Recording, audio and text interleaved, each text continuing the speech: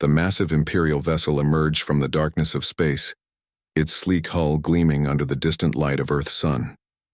On the bridge, Commander Han stood with perfect posture, his gray uniform adorned with medals from 100 successful conquests.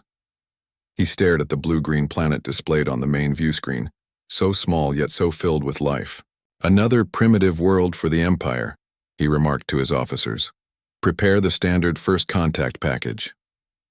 Earth had been noticed during the Empire's routine mapping of the galaxy's outer regions. Initial scans had revealed a curious species, technologically developing, but confined to a single planet with only rudimentary space capabilities. The Empire had conquered thousands of such worlds before. This would be no different.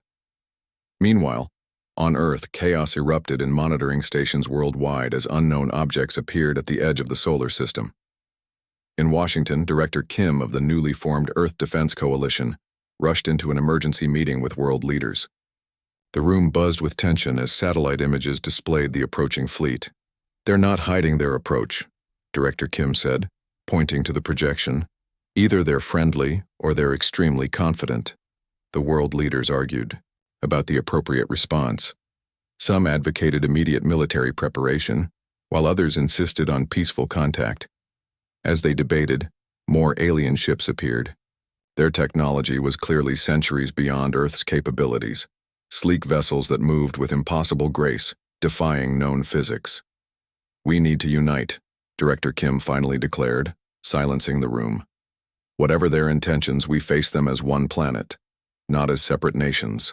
For the first time in human history, old enemies set aside their differences. Military commanders shared intelligence, scientists pooled research, and politicians crafted a unified response plan. It wasn't perfect, but it was unprecedented cooperation, born from necessity. 3 days later, a smaller Imperial shuttle descended toward the United Nations headquarters. Global broadcasts showed its arrival as people worldwide watched with a mixture of fear and wonder. The alien craft hovered silently above the landing pad before settling down with barely a sound. When the doors opened, the aliens looked surprisingly similar to humans, bipedal with 2 arms and a head, though taller and with skin that shimmered slightly in the sunlight. Ambassador Lee stepped forward, his translator device already configured for Earth languages. "People of Earth," he announced, his voice oddly flat through the translation. "The Galactic Empire brings you greetings and the opportunity to join our prosperous union of worlds." The human delegation, led by Director Kim, welcomed the ambassador with careful diplomacy. They exchanged formal greetings before moving inside for discussions. Media cameras caught every moment, broadcasting to billions of anxious viewers. Inside the meeting room, Ambassador Lee didn't waste time with pleasantries. He activated a holographic display showing the Empire's vast territory spanning 3 spiral arms of the galaxy. "The Empire offers protection, technology, and access to the galactic community," he explained. "In return, we require resource tributes, population management, and acceptance of Imperial authority. The standard integration period is 20 Earth years, after which your planet will become a full Imperial territory." Director Kim and the other human representatives exchanged glances. "And if we wish to maintain our independence?" Director Kim asked. Ambassador Lee's expression showed genuine confusion. His translator device repeated the question, as if checking for errors. "Independence?" he finally replied. "That is not an option being offered. Perhaps I wasn't clear. This is not a negotiation but a formal notification of your incorporation into the Empire." The human delegation fell silent. Ambassador Lee, mistaking their silence for acceptance, continued outlining the details of Earth's surrender, which planets would receive human workers, how resources would be harvested, and which Earth cultures would be preserved in Imperial museums. Finally, Director Kim stood up, interrupting the ambassador mid-sentence. "We appreciate your offer," she said firmly, "but Earth declines to surrender its sovereignty. We would welcome peaceful relations with the Empire as equals, but we will not accept subjugation." Ambassador Lee stared at her, then at the other human representatives who now stood alongside her. In 10,000 years of Imperial expansion, no species had ever refused the initial offer. The standard procedure didn't include protocols for rejection. "This is unprecedented," he stammered. "You misunderstand your situation. The Empire has conquered worlds far more advanced than yours. Your technology is primitive by comparison." "Perhaps," Director Kim replied. "But we would rather face those odds than surrender without trying." Ambassador Lee's composure cracked slightly. "You would choose destruction over peaceful integration? The Empire has millions of warships. Your entire planet has fewer than 1,000 spacecraft, none capable of effective resistance. We're aware of the disparity," Director Kim said. "Our answer remains the same." The meeting ended abruptly. Ambassador Lee returned to his shuttle, visibly unsettled by the humans' response. As his craft ascended toward the waiting Imperial fleet, he composed a message to Commander Han. "Prepare for resistance operations," he reported. "The humans have refused standard terms. They appear to value their independence beyond rational self-preservation." In orbit, Commander Han received the message with disbelief. He had conquered 87 worlds during his career, and none had declined the initial offer. These humans were either incredibly brave or incredibly foolish. Either way, they would soon learn the price of defiance. On Earth, preparations began immediately. Military forces worldwide mobilized while civilians were evacuated from major cities. Scientists worked frantically to adapt existing weapons for space combat. It wasn't much, but humans had always excelled at fighting against impossible odds. As night fell across Earth, people looked up at the stars, knowing that alien eyes were looking back. Whatever happened next would forever change human history. "Commander." Han paced the bridge of his flagship, hands clasped behind his back as he stared at the holographic display of Earth. The blue planet rotated slowly, highlighted with red markers indicating military installations, population centers, and resource deposits. His rejection by the humans still stung, a personal insult he wouldn't soon forget. "Begin comprehensive assessment," he ordered. "I want to know everything about their defenses before we crush them." Science Officer Park bowed slightly. "Already underway, Commander. We've deployed stealth probes to all continents and orbital positions. Initial data is coming in now." The Imperial assessment team worked with cold efficiency. Thousands of nearly invisible drones descended through Earth's atmosphere, recording military movements, communication patterns, and weapons capabilities. The Empire had perfected this process over millennia of conquest.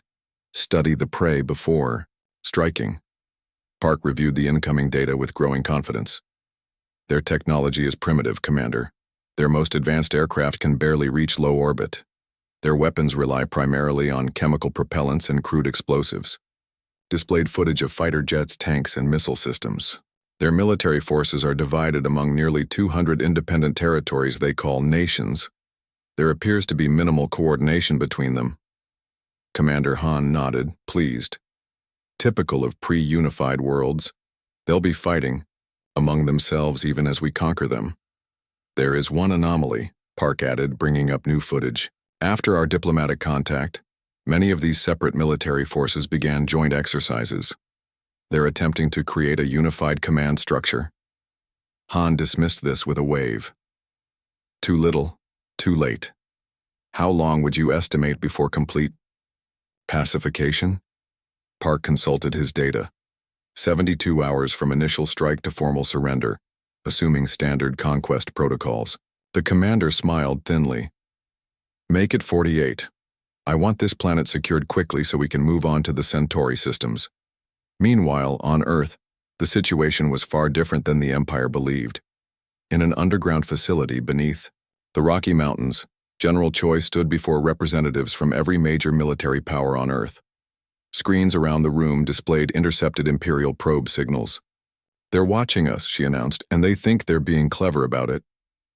A technician raised his hand. "We've captured 3 of their drones intact. They're sophisticated, but not undetectable. Their stealth tech relies on frequencies our astronomy equipment is already designed to detect." General Choi nodded. "Good. What have we learned?" Engineer June stepped forward, his hands shaking slightly with excitement. Their technology is advanced but follows patterns we can understand. I've been analyzing their shield emissions. He displayed complex waveforms on the main screen. They use a modulating frequency that cycles predictably. There's a vulnerability when it shifts patterns, a microsecond window where the shields drop to almost nothing. The room fell silent as the implications sank in. Can we exploit this? General Choi asked. June nodded. I think so. If we time our weapons to hit precisely during that cycle shift, we might penetrate their defenses. But they'll adapt quickly, another officer pointed out. Then we'll need to hit them hard on the first strike, General Choi replied, and keep changing our approach before they can respond. While the military planned, civilians worldwide prepared for possible invasion. People stocked emergency supplies, practiced evacuation drills, and monitored news updates constantly. Governments tried to prevent panic while still conveying the gravity of the situation. Back on the Imperial flagship, Commander Han received a troubling update. Sir, some of our probes have gone silent, a junior officer reported.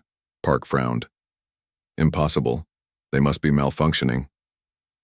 27 units. In the same hour? The officer replied. That's beyond statistical probability for equipment failure. Han's eyes narrowed. They're finding our surveillance. Impressive. Then he smiled. But ultimately meaningless. Move up the timetable. We attack in 12 hours. What the Imperial forces didn't realize was that Earth's intelligence agencies weren't just finding the probes. They were feeding them carefully crafted misinformation. Fake military bases were constructed overnight. Critical facilities were disguised as civilian structures. Real weapons were hidden, while dummy models were prominently displayed. General Choi's strategy was simple. Let the Empire underestimate humanity. Let them believe their victory would be easy. In a separate facility, Director Kim met with scientific teams from around the world who were reverse engineering the captured Imperial technology. We have hours, not days, she told them. Whatever you can learn, whatever you can adapt, we need it now. The scientist worked frantically, passing discoveries between teams without concern for national secrets or patents. One breakthrough came when they deciphered the Imperial communication protocols. They use quantum entanglement, a physicist explained, but with fixed encryption keys. If we can broadcast on their frequencies with enough power, we might be able to jam their communications temporarily. Across Earth, final preparations were made. Military units moved into hidden positions. Civilian populations were evacuated from likely target zones. Earth's limited space forces, barely more than orbital platforms and a few armed satellites, were positioned for maximum effect. On the Imperial flagship, Commander Han stood before his assembled officers for the final briefing. This will be a standard subjugation operation, he announced confidently. Primary targets are their military installations and government centers. Secondary targets are power generation and communication hubs. Once those are neutralized, we'll demand unconditional surrender. His officers nodded, showing no concern. They had performed this exact operation countless times across the galaxy. Earth would be no different. As the Imperial fleet began moving into attack formation, Commander Han allowed himself a satisfied smile. The humans had made a fatal mistake in rejecting Imperial rule. Now they would learn, as so many species before them had learned, that resistance against the Empire was futile. But down on Earth, as people watched the enemy ships positioning themselves, through telescope feeds there was no surrender in their hearts. Instead, there was something the Empire hadn't counted on. Determination born from thousands of years of fighting against overwhelming odds. Humans had been underdogs throughout their entire history, and they had survived by being unpredictable, adaptable, and relentlessly innovative. The Empire was about to learn that humans were unlike any species they had ever encountered. The Imperial warships descended through Earth's atmosphere like metallic thunderclouds, their massive hulls blocking out the sun over major cities. 200 vessels, each capable of destroying entire military bases, positioned themselves at strategic points around the globe.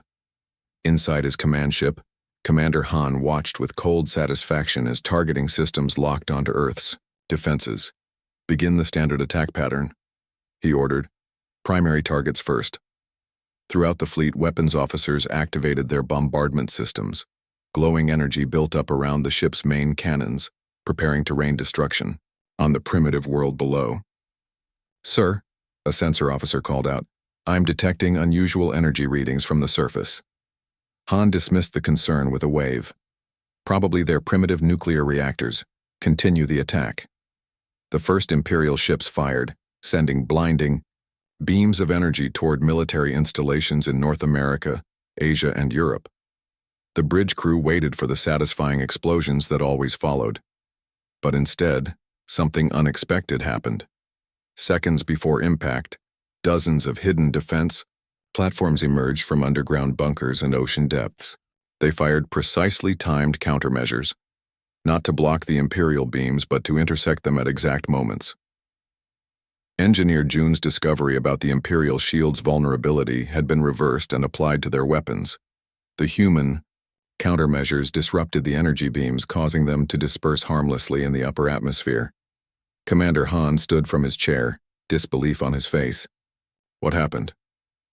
"Unknown, sir," his weapons officer replied, frantically checking systems. The weapons fired correctly, but something interfered with the energy projection.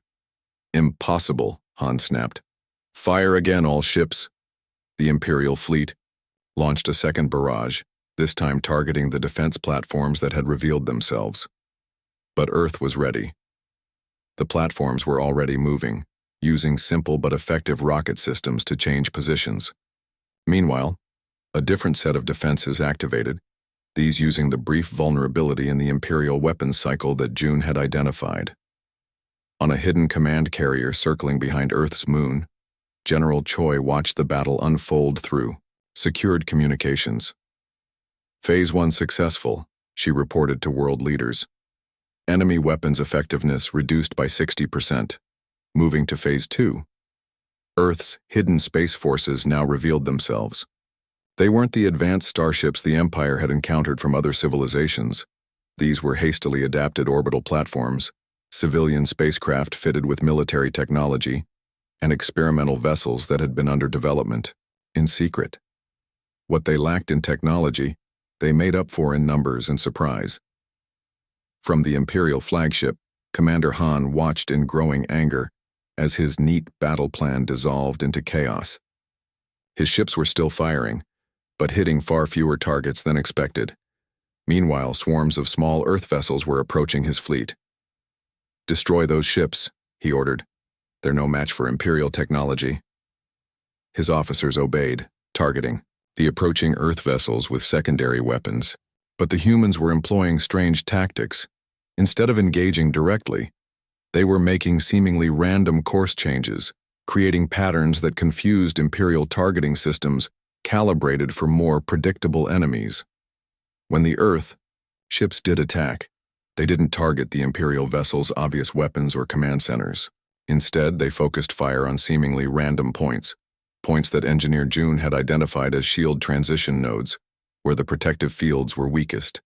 An Imperial cruiser suddenly lost power to its port side as Earth forces concentrated fire on a vulnerable junction point. Another vessel's weapons went offline after precision strikes to its energy distribution network. The damage wasn't catastrophic, but it was something the Empire hadn't experienced in centuries. Effective resistance from a supposedly primitive species. Commander Han's face darkened with rage. "This is impossible. Their technology shouldn't be capable of damaging our ships." Science Officer Park analyzed incoming data frantically. "Sir, they're not using advanced technology. They're using basic projectiles and explosives, but they're hitting us exactly when and where our shields are transitioning. Somehow, they've identified the pattern." In Earth's command center, General Choi received updates from the battlefield. "Imperial ships are adjusting their shield frequencies," a technician reported. "Our current targeting solutions will be ineffective in minutes." "That's expected," Choi replied calmly. "Implement variation pattern beta." Across Earth's forces, attack patterns shifted immediately. This wasn't the rigid hierarchical command structure the Empire had expected. Earth's military had prepared for this moment by creating a flexible system where field commanders could make immediate tactical decisions based on changing circumstances. As the first hour of battle stretched into the second, the Imperial fleet found itself in an unexpected situation. They were taking damage faster than they were inflicting it. Not catastrophic damage, but a steady degradation of capabilities that would eventually leave them vulnerable. On the Imperial flagship, alarms blared as systems reported failures across multiple vessels. 23 ships reporting critical damage, an officer announced, disbelief in his voice. 2 destroyers have lost propulsion entirely. Commander Han stared at the tactical display, struggling to comprehend how his perfect conquest had turned into this embarrassing mess. Fall back to high orbit, he finally ordered. Regroup and reassess. As the Imperial ships pulled back, a cheer went through Earth's command centers. They had survived the first assault, not just survived, but pushed back against the seemingly invincible Empire. In Washington, Director Kim addressed world leaders. This is only the beginning, she cautioned. They'll analyze what went wrong and adapt their approach. We need to do the same, but faster. Around the globe, human forces were already implementing the next phase of their defense. Military units relocated to new positions. Scientists analyzed captured Imperial technology, making rapid adjustments to Earth's weapons. Civilian engineers worked alongside military specialists, bringing fresh perspectives to battlespace problems. In orbit, Commander Han gathered his officers for an emergency council. This was an anomaly, he assured them, though doubt had crept into his voice. We underestimated their level of preparation. It won't happen again. His officers exchanged uneasy glances. None had experienced a setback like this before. The Empire always won, especially against technologically inferior opponents. Prepare a concentrated assault, Han continued. We'll focus our entire fleet on their major defense center. Once that falls, the rest will follow. As night fell across Earth, people emerged from shelters to see the Imperial ships glowing in the distance like malevolent stars. There was fear, certainly, but also something else. Hope. For the first time, humanity had faced an advanced alien empire and held their ground. The battle had just begun, but one thing was already clear. The Empire had gravely underestimated the humans, and that mistake would cost them dearly. Commander Han slammed his fist on the tactical display, causing the holographic image of Earth to flicker momentarily. His officers stood in tense silence, none willing to meet his furious gaze. The initial setbacks were anomalies, Han insisted, though his voice carried less conviction than before. We will regroup and launch a concentrated assault on their North American Command Center. All ships will focus firepower on this single target. The Imperial officers nodded, eager to regain their damaged pride. The Empire had never failed in a conquest, certainly not against a single planet species with primitive technology. The humans caught us off guard, Han continued. A lucky coincidence. They cannot maintain this resistance. Little did he know that Earth wasn't waiting for the next Imperial move. Deep inside a mountain bunker, Captain Sung briefed his special operations team. 20 men and women from different military backgrounds stood before a holographic display of the Imperial fleet. This is our target, Sung said, highlighting the Imperial flagship. Our mission is to infiltrate, gather intelligence, and sabotage their communications. Without coordination, their fleet becomes 20 individual ships instead of one unified force. A team member raised her hand. Sir, how do we even reach the target?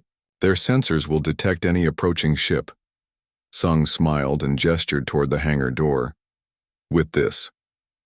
The doors slid open to reveal a strange-looking spacecraft. Unlike the sleek military vessels, this craft had an odd, asymmetrical design, with patches of different materials covering its hull. This is Shadow Dancer, Sung explained. Using technology reverse-engineered from the captured Imperial probes, we've created a vessel invisible to their standard scanning frequencies. They're looking for metal, radiation signatures, and propulsion emissions. We've masked all three.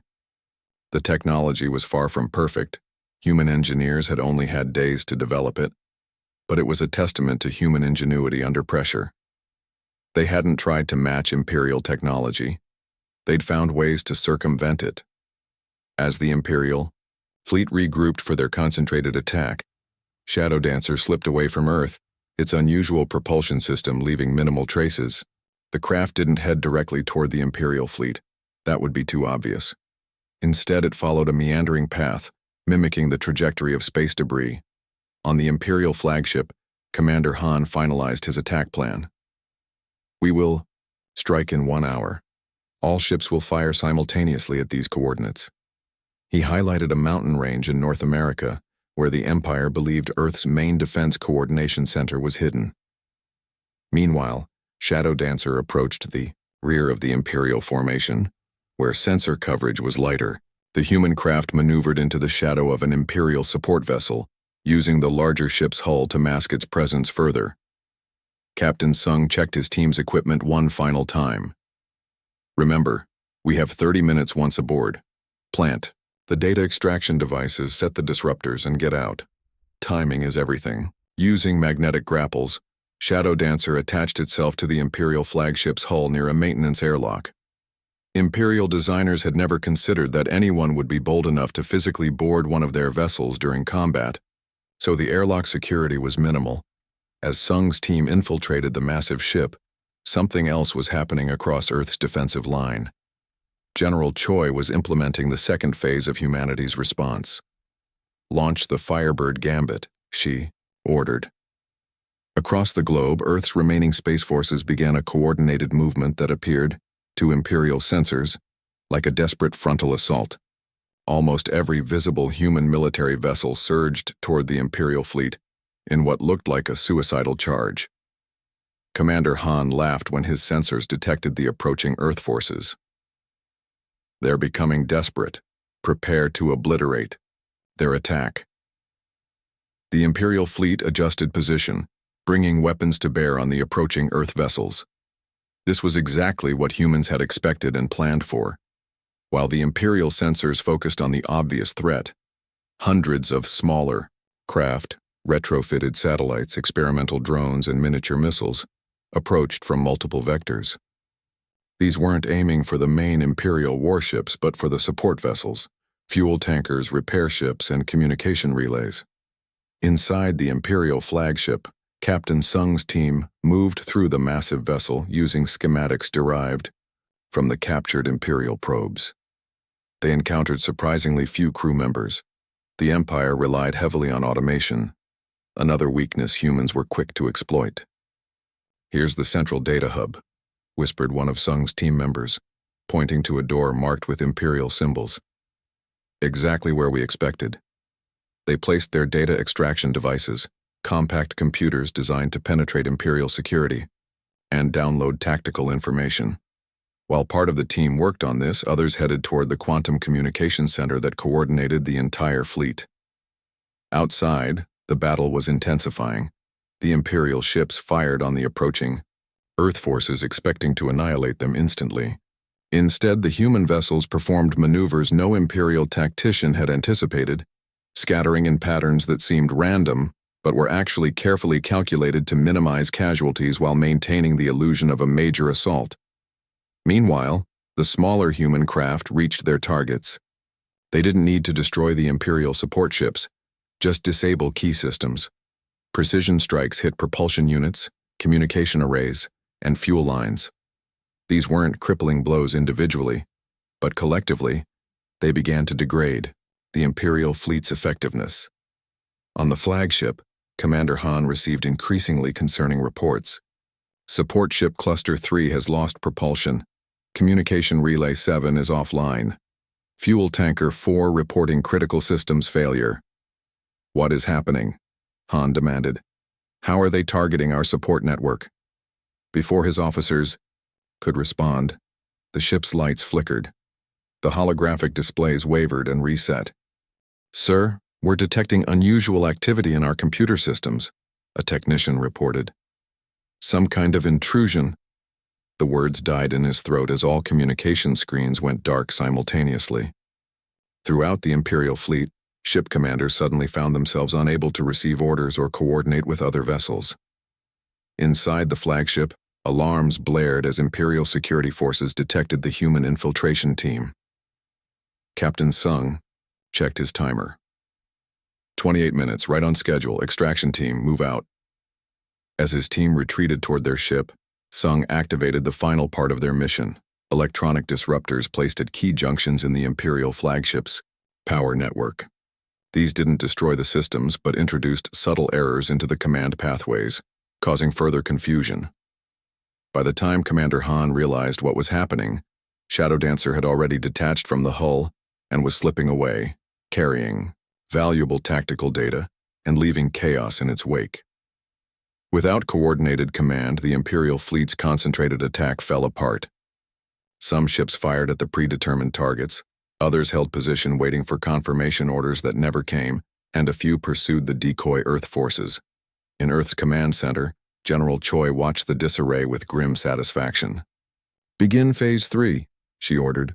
"Targeted strikes on vessels showing navigation system vulnerability." The battle was far from over, but the momentum had shifted dramatically.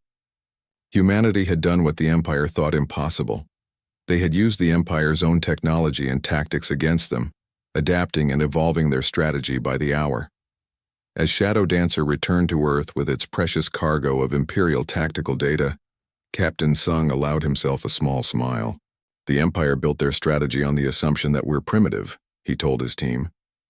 "They forgot that humans have been fighting against superior forces throughout our entire history." The Imperial fleet, once an unstoppable conquest machine, now found itself in disarray, facing an enemy that refused to behave according to any predictable pattern. Commander Han stared at his malfunctioning tactical displays, a feeling entirely unfamiliar to Imperial officers beginning to take hold. Doubt. The once mighty Imperial fleet hung in Earth's orbit like wounded giants. Their gleaming hulls, previously unmarked by centuries of unopposed conquest, now bore the scars of humanity's desperate defense. Smoke billowed from ruptured sections of several ships, while others drifted with failing power systems, their lights flickering in the darkness of space. On the flagship's bridge, Commander Han stared at damage reports with disbelief etched across his face. His 300-year military career had never included a defeat, not even a significant setback. Yet here he stood, watching his fleet crumble against a species that hadn't even unified their own planet before first contact. "Status report," he demanded, his voice hoarse from hours of shouting commands. His first officer approached cautiously. "Sir, we've lost contact with 29 vessels completely. 43 report critical system failures. Our fuel reserves are at 38% after the human strikes against our supply ships. And our communications? Partially restored, but the humans keep adapting their jamming frequencies. We establish a clear channel for minutes before losing it again." Han closed his eyes briefly. The humans had somehow identified the Empire's communication protocols and were systematically disrupting them. Without reliable communications, coordinated action was impossible. "Our intelligence was wrong," Han admitted quietly. "These humans, they're unlike any species we've encountered." On Earth, the mood in the Global Command Center was cautiously optimistic. General Choi studied the holographic display showing Imperial ship positions and damage assessments. "Captain," Sung stood nearby, still in his infiltration suit, providing insights from data gathered during their raid. "Their command structure is completely hierarchical," Sung explained. "Every decision flows from the top down. When we disrupted their communications, their captains didn't adapt. They waited for orders that couldn't come through." Director Kim entered the room, moving quickly to the central table. "The data you recovered has been analyzed. We now understand their shield modulation patterns completely. All Earth forces have updated targeting parameters." General Choi nodded. "Then it's time for the final phase. Are the orbital platforms in position?"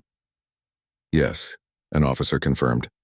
"All remaining systems are online and targeting solutions are locked." Choi took a deep breath. "Begin Operation Thunderstrike." Across Earth's orbit, previously hidden defensive platforms activated simultaneously. Unlike the earlier phases of the battle, which had focused on surviving the Imperial onslaught, this was a coordinated offensive action targeting specific vulnerabilities in the Imperial fleet. The human attack didn't target the Empire's capital ships directly. That would have been suicide even against damaged vessels. Instead, they focused on support ships, supply lines, and communication relays. It was a strategy born from humanity's long history of asymmetric warfare. When facing a superior force, target their logistics, not their strongest weapons. On the Ike Imperial flagship, alarms blared as sensors detected the new attack. Commander Han rushed to the tactical display, watching as more of his fleet's support structure collapsed. "Return fire," he ordered. "All available weapons." But the Imperial response was uncoordinated and ineffective. Their targeting systems, designed to track conventional spacecraft, struggled against Earth's improvised weapons platforms, which used erratic movement patterns specifically designed to confuse Imperial sensors. Hour by hour, the situation deteriorated. Imperial ships exhausted their ammunition, firing at decoys while real threats slipped through their defensive screens. Support vessels were disabled one by one, leaving combat ships without resupply or repair capabilities. In a desperate attempt to regain control, Commander Han ordered his remaining ships to form a defensive sphere. It was a textbook Imperial maneuver designed to maximize overlapping fields of fire. Under normal circumstances, it would have been impenetrable, but humans didn't fight according to the textbook. As soon as the Imperial ships began moving into formation, Earth forces switched tactics again.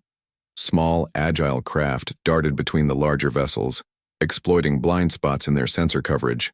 Precision strikes disabled propulsion systems and weapons arrays, not attempting to destroy the massive ships but rendering them combat ineffective.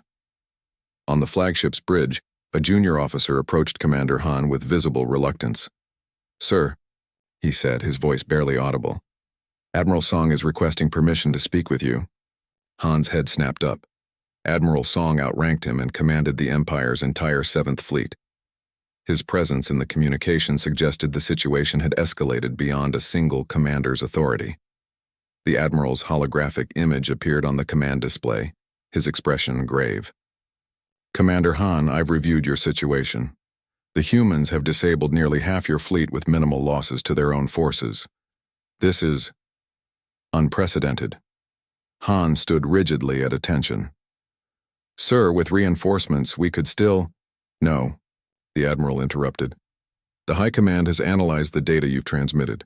These humans have demonstrated capabilities far beyond our initial assessment. They're adapting to our technology at an alarming rate." Admiral Song's image flickered as another communication disruption swept through the fleet. When it stabilized, his next words shocked everyone on the bridge. "You are ordered to disengage immediately. Withdraw all functional vessels from the Earth system and return to sector headquarters." The bridge fell silent. In 10,000 years of Imperial history, no withdrawal order had ever been issued during a conquest operation. "Sir," Han managed, "are you ordering a retreat?"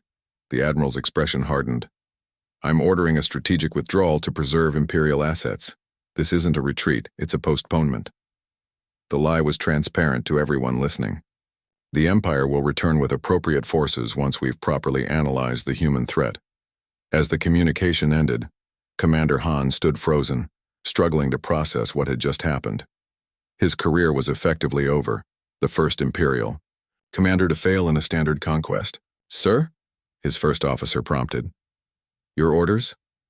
Han straightened his uniform, clinging to whatever dignity remained. "Transmit withdrawal coordinates to all operational vessels. We're leaving." As the Imperial ships began disengaging from orbit, their massive engines glowing with the effort, humanity watched from below with a mixture of relief and apprehension. No one believed this was truly over. In the command center, Director Kim addressed the assembled leaders. "We've won this battle, but the Empire will return. They'll come with a larger fleet, better intelligence, and adapted strategies."